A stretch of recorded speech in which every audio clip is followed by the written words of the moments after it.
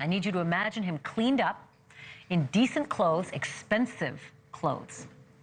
And here's the question. Did you ever party with him? Do you know anybody who might have partied with this man? No judgment here, none. Because he wasn't always a beaten down loser in jail scrubs. He actually used to be a pretty well-off business owner in Johnson City, Tennessee. And the truth be told, he could have been in party mode anywhere in the United States. But does Johnson City ring any bells for you? If you answered yes, or even maybe, or even if you think he looks familiar, you or someone you know might actually be the victim of a crime, and it's a bad one.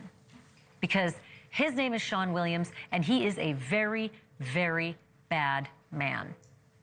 And don't be too quick to shake your head either, because most of his victims had absolutely no idea they were victims, because they were unconscious when he had his way with them and videotaped it for his personal collection of rape porn.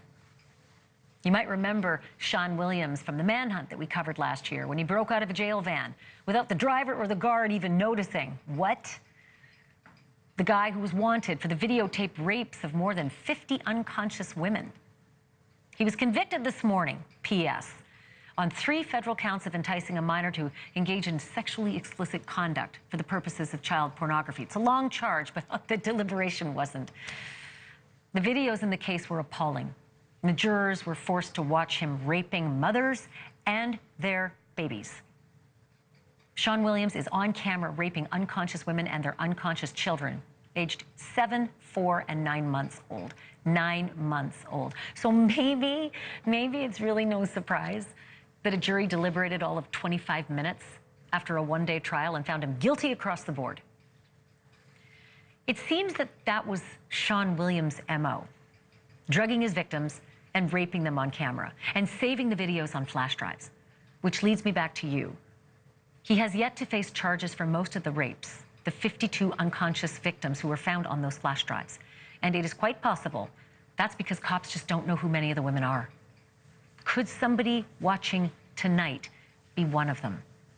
I'm joined now by Stacey Honowitz. She's the former head of Sex Crimes and Child Abuse Unit at the Florida State Attorney's Office in Fort Lauderdale. I just get the willies, Stacey, when I think about all the things that, he's involved in, whether he's charged, yet to be charged, convicted, or about to be sentenced. But first, I need you to react on the 25-minute verdict for this guy. Quite frankly, after videotapes like that with victims' age, I'm surprised it even took that long. Actually, they should have gone back to jury foreperson and came back out. So I'm not shocked. I mean, this type of crime is so heinous, and to have jurors, that were disgusted by having to sit there and watch these videos and see what was going on. I mean, their lives will never be the same. I can tell you that. After sitting, that's as traumatic sitting there having to watch this than it is, as being an active participant in it. I feel like they got led out of the courtroom. They were led to their jury room. That took about 5 minutes. They were seated and told what the process is. Here's your jury forms. That took a couple minutes. They said, okay, well, why don't we go around the table once and take a vote? And that was it. And then they thought, oh, well, it's only been about 15 minutes since we walked out of the courtroom. I don't know, should we take another vote? Like, that's sort of what it feels like to me when you have a 25-minute verdict. Let me ask you this, though. I want to go back to the thing that I was talking about before. The picture of this man, the face, and the appeal to women out there that you may be one of the women on those videotapes. How do the authorities find the women they found on the flash drives, unconscious and being raped, allegedly by that man? Well, listen, you're leading the pack in all of this. But what you mentioned before was you said, take a look at this face. Somebody might not recognize him looking like that.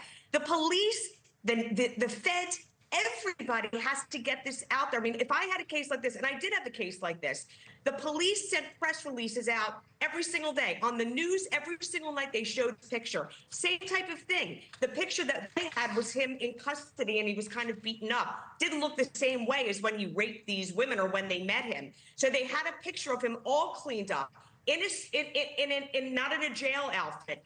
And every single night they appealed to everybody saying, do you know him? Does he look familiar?